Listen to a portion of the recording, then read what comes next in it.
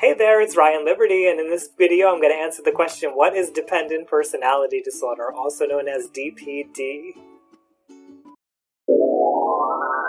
Ooh, ah.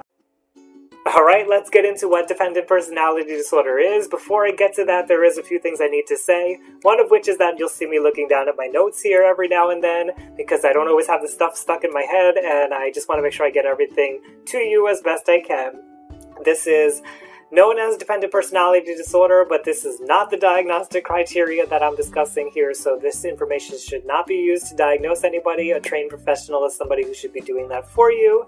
And if this label of dependent personality disorder in any way bothers you, if it doesn't help you in your healing, you don't have to use the label dependent personality disorder. This is just meant to point you towards something that may be going on in your life or in the life of someone that you love. A personality disorder is not something that is unfixable, unchangeable. Personalities can be changed, they are flexible, and researchers are always learning more about personalities as the years go on. So don't feel like it's something that can't be treated. That is not true. You can change your personality. And unfortunately, a lot of times when we talk about people with personality disorders, there's a stigma out there that they are evil or bad people. I hate that the stigma exists. I would like us to stop using those words when we talk about people with personality disorders. And on that same token, I do have to address, because there will be people coming here who are looking for answers about somebody that they're in a relationship with who is abusive towards them. And if you are one of those people, I would encourage you to stop worrying about whether that person has a personality disorder or not, and just distance yourself from that person. Take steps to take care of your own mental health and your own physical and mental well-being. Get the resources and the support and the people that you need around you to get away from that situation, and stop worrying about whether there's a personality disorder involved or not. With that said, people who have personality disorders do not necessarily have to be abusive in their behavior. I just always want to put that out there, because I know people come to these videos looking for answers, and really what they should be focusing on is their own safety and security. All of that said, let's get into what dependent personality disorder is. It's something that begins in early adulthood, and it is an excessive and pervasive need to be taken care of. That is like the core thing when it comes to dependent personality disorder. So you'll find that they have a submissive behavior and clinging behavior, and they're afraid of being separated from people, particularly people who they see as like parental figures. They have difficulty making everyday decisions without excessive input and advice from others. This is not regular decision making where, you're planning for something big and you get input from people. This is like they need decisions on what to wear, who to speak to, all kinds of different, very basic decisions that we all have to make for ourselves. Somebody with dependent personality disorder looks to other people to get that information from. They need others to take responsibilities for major areas of their life, like what job to do, who to date, all those kinds of things. They have difficulty disagreeing with people because they're afraid of the loss of approval or support from that person. And it's important to note here that we're not talking about a realistic fear when somebody's in an abusive relationship with somebody and they're afraid of retribution from that person. That is not dependent personality disorder. Dependent personality disorder is just a fear of losing somebody because they spoke their mind. It's different from abuse. There is a trouble starting projects on their own because they lack self-confidence and they have low motivation and energy. They go to great lengths to get support and nurturance from others. They volunteer to do unpleasant things because they just want the support from people.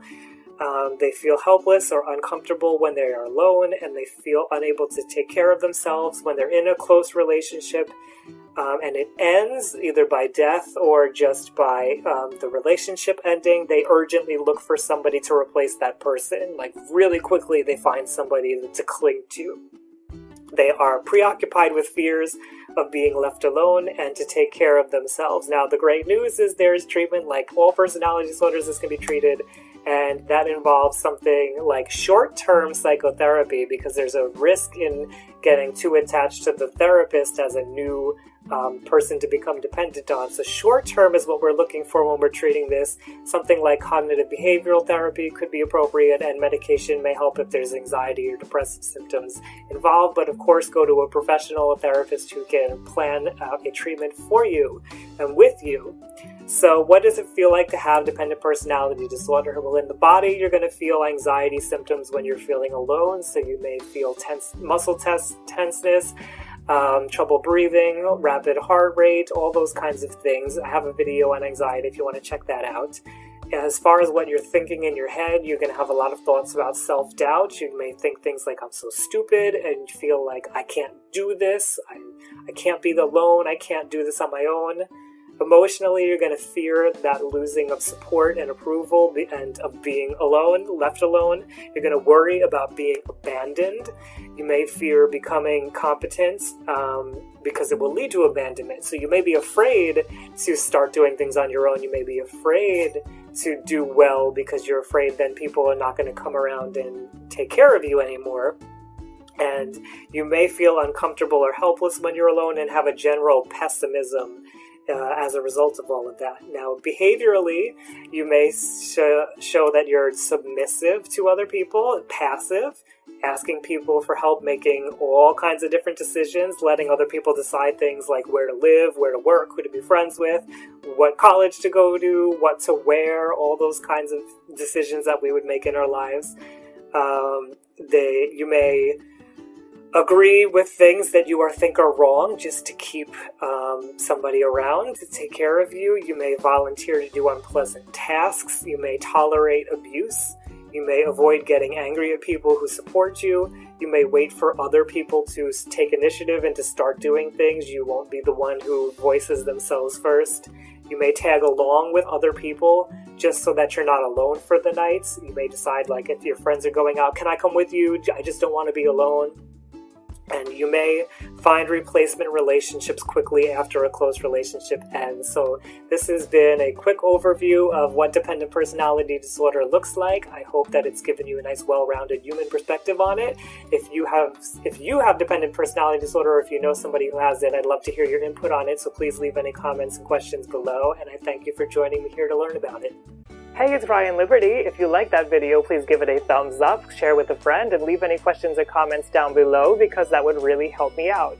If you're somebody who's gone through a traumatic event and you're feeling cut off from the people around you, I have a free course that will help with that, so please click to get it. And if you'd like to see the rest of my videos, please click subscribe. As always, I want to remind you that your life matters. Nobody can question your worth. However it is that you're feeling, whatever it is that you're going through, it's okay, and you are loved. Thanks again for watching.